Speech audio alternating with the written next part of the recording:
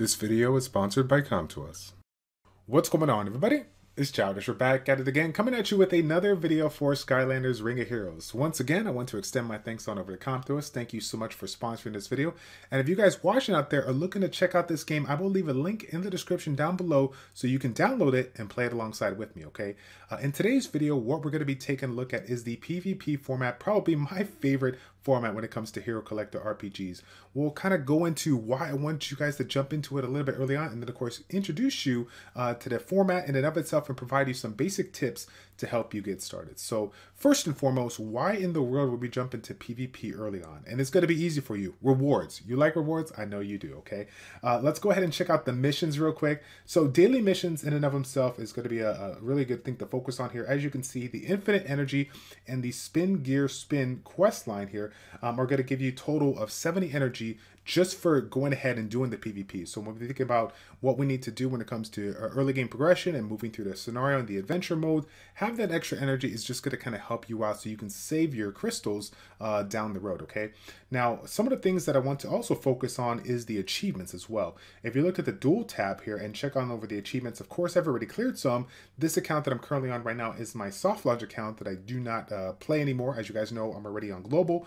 But when I was playing this account, I was able to get a couple rewards here, and one of the biggest things that I enjoyed was the Sweet Victory reward. Now, this is a reward that you can obtain basically just when you win some arena matches here. Now, you can already see I have, once I get 250 wins, I'm able to get myself an ultra premium ticket, which is essentially a free big summoning session, right? An opportunity to get yourself some more heroic and legendary fragments there. But the cool thing about this is that if you clear 10 wins or 20 wins, you're going to be able to obtain some crates, some rune crates. And so getting a chance to get some of those 3-star runes early on in the game is actually going to be really beneficial for you once you first kind of push through the adventure mode here. So even though I still recommend getting into the adventure mode, kind of clearing through the content, keep on using the gears that you have available. Never let them hang out, because you want to make sure that you can get that 10 and 20 quest rewards so you can obtain those crates and then use those to your advantage. Okay, now let's go ahead and back up here and go into the duel section. If you haven't checked this out, you click the duel buttons on the bottom, you click the arena, and this will bring you on over to the arena screen. So in addition to the rewards that we can obtain through the quest line and the rewards and the achievements, we also have the reward just for, basically hitting a certain rank here. So if you look at this bottom left tab, you can go ahead and see the rank rewards for Skylanders Ring of Heroes, and you will see all the different types of rewards that you can obtain depending on where you're currently at. Now, the cool thing about this is that not only will you get these rewards at the end of the week, which is a hefty amount of crystals per se, but also there are quests that you can obtain once you hit the reward for the first time. So for example, right now I'm currently in Master 1, and I finished off with this one at the end of the week, and I got myself 1,400 gems, but I can get almost an additional 1k gems once I clear this for the first time. I believe it was actually 800 gems the first time I got Master 1. So I mean, that is a really good chunk of gems, whether you're saving them for energy refills or you're looking to do a little bit of summoning. I mean, that's a hefty amount, and again,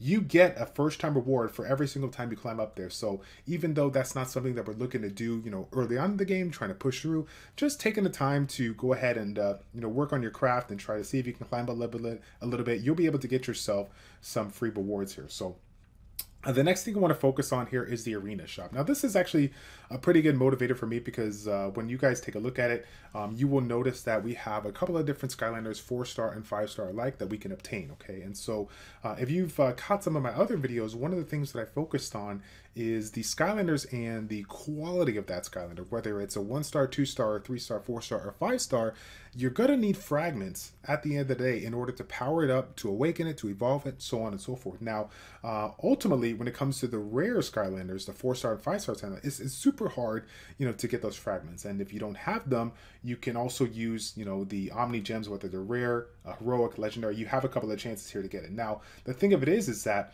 when it comes to these specific Skylanders that are available, these are the ones that are currently offering here. And so this gives you essentially a guaranteed chance every single week, if you want to use your arena rewards, your arena medals to go ahead and get these so that you can constantly level it up over time. Now, it's going to take a long time. I'm not going to kid you right now. But again, it just kind of gives you that guaranteed chance to know that if you like Mystic Cat or if you like Wildstorm, you can eventually get yourself up there and have a 6-star max here. Because at the end of the day, when you're going up against some of the best players out there, those people are going to have top-notch runes and their maximum upgraded Skylanders here. So that's something to consider if you guys like these units. If not, you can take a look at the Omni Gems that are available, pick those up, and go ahead and use them. Now, if you're not familiar with the Omni Gems, we'll go ahead and check those out right now so you guys can see what I'm talking about here. So right now, I'll take a look at one of my 5-star Skylanders. We'll take a look at Starcast, okay? So Starcast is right over here. He's one of the 5-star Skylanders that I picked up here. Again, this is on my this is on the soft launch server, so this is not something that I currently have on global. But again, I'm pretty excited about this unit. I hope I eventually get him on global because he's actually a pretty strong Skylander. So now, when it comes to trying to level him up, I'm going to need some of those additional fragments here. And if you see on this right side, you can click it to add.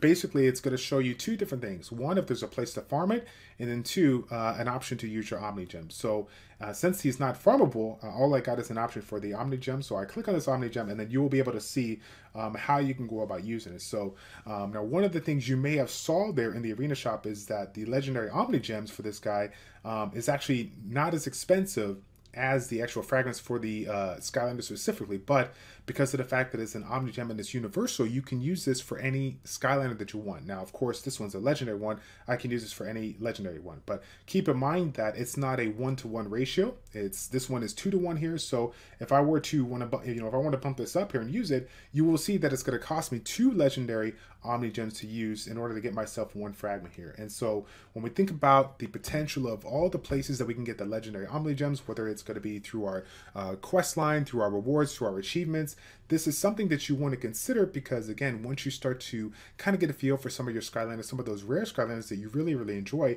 you can go ahead and invest your Omni Gems onto the ones that you want to focus on the most, okay? Now, one of the things to mention on as well, there are some legendary Omni Gems that revolve around the type of the unit. So as you can see right here, I have an attack-based legendary Omni Gem that's going to also be able to help it out if I need a couple more fragments, but it also costs a little bit more per fragment. So keep that in mind. Again, they're super rare to collect, so you want to make sure that you are taking advantage of them when you can, okay? Another good reason why you want to focus on Arena is the daily victory rewards. Now, as you can see, even though we only have 5 gears up top to use, if we're able to get ourselves 5 wins throughout the day, then we can obtain a couple of chests. Now, these chests are going to drop some extra arena medals, which, as you can see, I currently have 6,600 arena medals, and that's the resource that we use to purchase what we want in the arena shop. So again, a little bit of motivation for you, not just to do your gears over time, but also try to get yourself some wins so that you can just basically get these free rewards every single day. If you take a look at the top left, you will see my current rank, my points, as well as my win rate after playing for about 7 weeks on a soft launch server. Now, I ain't gonna lie, it was quite the journey to get up there, but that being said, there was a lot of things that I learned along the way, and I think we can force it down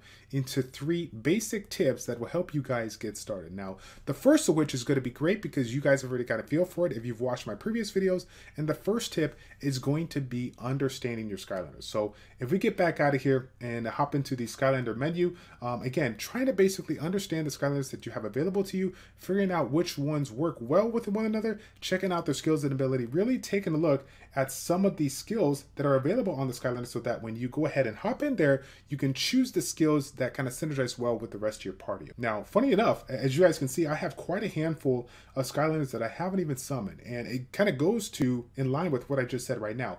Even though I have all these different Skylanders, different elements and whatnot here, I could, build them up, rune them up and try to see if they work well. However, if I were to constantly build new units and invest runes into those units, I wouldn't be able to get a lot of bang for my buck. I wouldn't be able to have myself a really good chance to take out some of those tougher opponents that I'm going to find in the arena here. So as you can see, and I'm going to be showcasing a little bit of PvP gameplay at the end of this video, we're going to be using some of the units that I basically used to kind of push me through all the content thus far here. So another great thing about Skylanders Ring of Heroes is not only can you take the time to learn your Skylanders better in order to take out your opponents, but you can also check out your opponent's Skylanders to try to get a feel for how they're creating their composition. So for example, we'll take a look at this one right here. We have Ember, Stealth Elf, and Enigma. Now, I'm really familiar with Stealth Elf and Enigma, but of course Ember, I don't have her, so I'm going to go ahead and check her out. So if you want to click on her, you can check out the skills that she currently has set up, her passives, her leader skill, as well as the runes that the opponent is using on this specific Skylander. So this is kind of cool for two things. One, you can kind of get a feel for how this one should be built, especially if they beat you and they're like, wow, that was pretty interesting. I wasn't expecting that type of build. And you can also kind of give you some ideas. If you have a specific Skylander that you haven't worked on here and you see it in the lineup here, you can kind of get a feel for why they are using that one, or why is this one working so good. So one thing to mention as well, if you look at the picture of Ember, right to the right there underneath the expert, there's actually a little notation button here that we click, and you can basically look at the debate of other players that are either have her or trying to get a, give you guys some information on her. So one of the things that this level 22 player Night Sky made a comment here is that she's a great character for damage as well as defense here. So that's kind of interesting, because when we think about attack-based Skylanders, sure, they can be great attackers, but, attackers as well as a defender is maybe not the way to go. So maybe what he's saying is like, this is a really good damager, but this works really good on your arena defense. So, you want to keep that in mind if you happen to pull that one down the road. Now, let's go ahead. When we take a look at right now, we have the 3 different Skylanders, one of which is 6-star, almost maxed out here, it's Stealth Elf. So when it comes to these, we know that now Ember is, of course, an attack-based Skylander as well as Stealth Elf, and Enigma is going to be the support one. Enigma is going to be the one providing the attack buff, and it looks like, if you want to take a look at the skills, right, he has these 2 skills set up. So he has the attack buff, and he has the Bless, which is the invulnerability. So he has a way of protecting specific Skylanders, and I'm guessing the attack buff is going to be going on to Stealth Elf, because Stealth Elf, if we take a look, right, we take a look at the attack right here, we got 4,700, and this one we have 4,589. So as the skill reads, right, if we take a look at this one here, it's going to provide the ally with the highest attack for 1 turn. So as you guys might have guessed, not just for the fact of the higher attack, but also the skills, the level that Stealth Elf is currently have, I believe that Stealth Elf is the threat that we're going to focus on. If we can take him out really quickly, then we should be in a good place. Now, my current composition here, I'm running Stealth Elf, Tough Luck, and I'm running Kaboom. Now, this is kind of interesting because it's more of a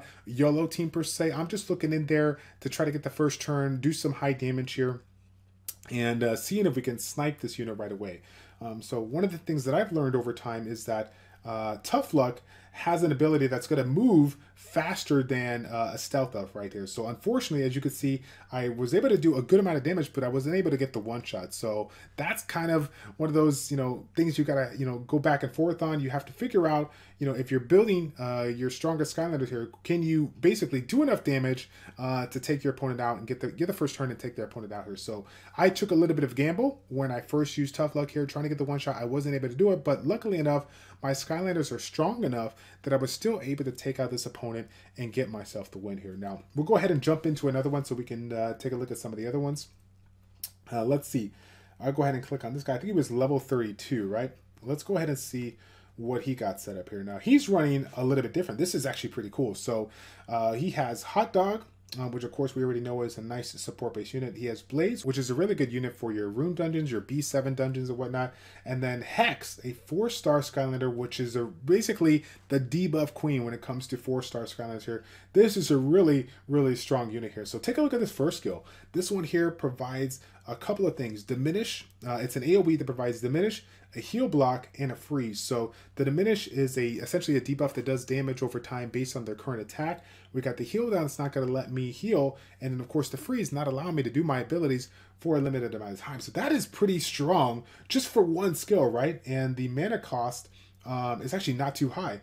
Now the cooldown time is a little bit higher, so again, kind of putting what I was saying together here, taking a look at these skills and abilities of the ones you own, but not only that, but the ones that the opponent owns when you're pushing through. Now, beginner starting out, you're going to be fine, but when you hit that plateau, really diving into some of these Skylanders and taking a look at, how quickly can they use their attacks is going to be very important, because some units look strong, but if you can attack, before the opponent, then you might be able to take them out pretty quickly here. So yeah, out of all these 3, I'm going to say that Hex is going to be the one we want to focus on. The AoE damage is going to really break our team apart. And of course, the heal block is not really a big thing because I'm not really a healer per se. But I feel like once we take out the chance for them to freeze and lock me down, I feel like that's going to be the way to go. And then we could just take out one or the other. Now, Blades, if I haven't had a chance to put out a video prior to, he is awakened, and he has this ability that allows him to counterattack when he evades. So